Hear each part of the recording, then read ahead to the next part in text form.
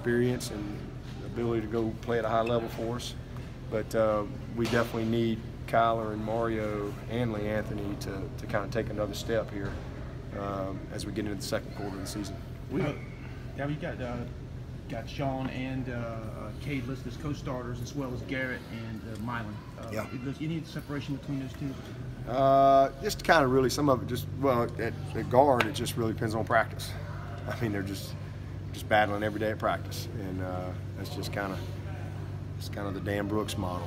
You know, I never knew who was going to start until they ran out there first on game day. I really didn't, and I didn't care, to be honest with you. I knew they all could play, but he held it till the last minute because he was going to make sure that everybody was on point all the way through till it was time to kick off, because it was very competitive. That's kind of what we got going on at right guard right now. So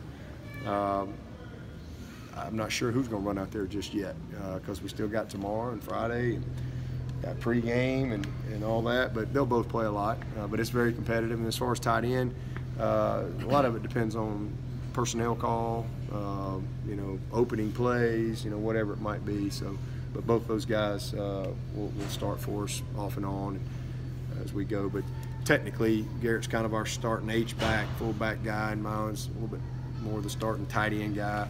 But both do a good job. What about at the other guard?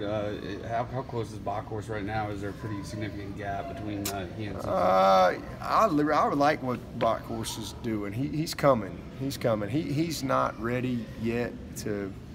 He just doesn't have quite the knowledge base, but he's coming. And but he's nasty. He likes to play.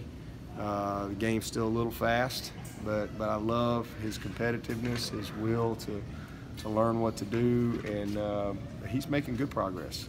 And we work Gage in and out over there as well.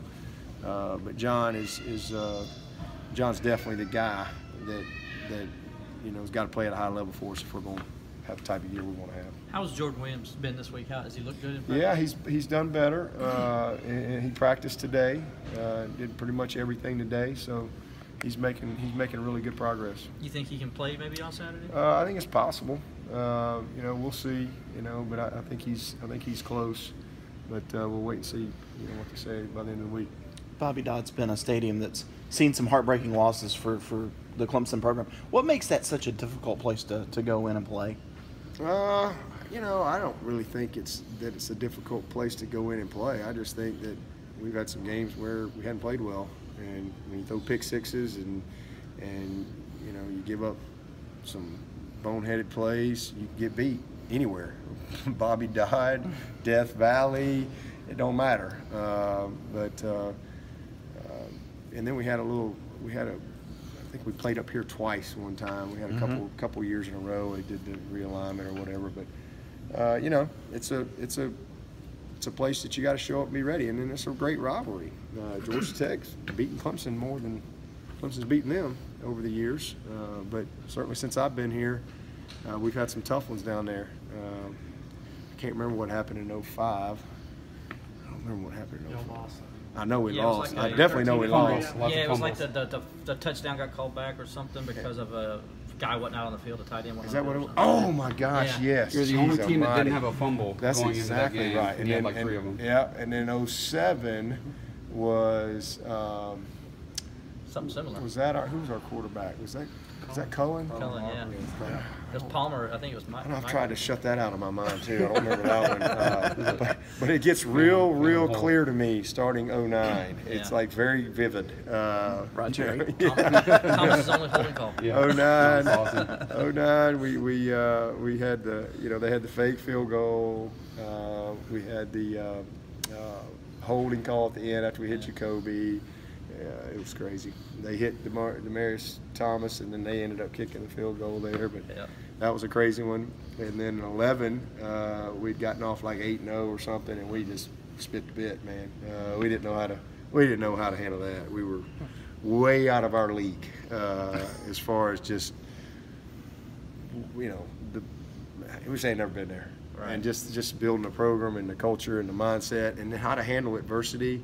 You know, when you are a favorite and things go against you, you know how to manage that. We didn't do a very good job with that.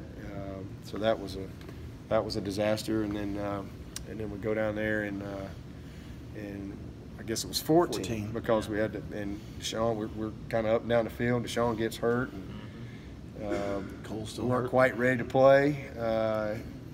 We're getting ready to go score, and next thing you know, it's a pick six. We had like back-to-back pick sixes, I think, and that's how you get beat. So we've had some bad moments down there for sure, but our guys went down there and handled business a couple years ago, and a lot of those guys are still on the team, and we've been a good road team, you know, and that's a product of kind of changing how we focus on things. And I think for a long time, maybe that was, you know, people buy into all that mess, and that's, man, you got to play well. The game don't change based on where you are. It's still the same game, same rules, same things win, same things lose.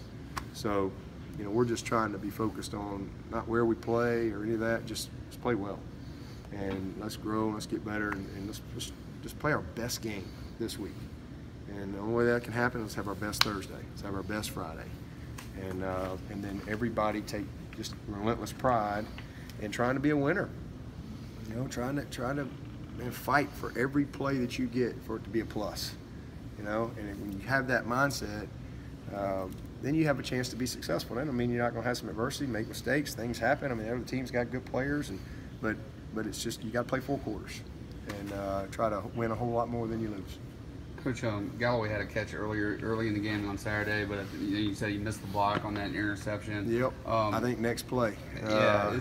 Yep. Is the mental part of the game, obviously still learning the position, Yeah. is that really the only thing keeping him from getting some serious playing time, putting him into a game like this on the road? Yeah. Yeah. Absolutely. I told him I took him out. I told him he ain't going back in. I mean, that's a base play, and you know, I mean, but that's young players make mistakes like that, and it was a very basic play, and it's not that he missed his block; he just didn't even go to his guy.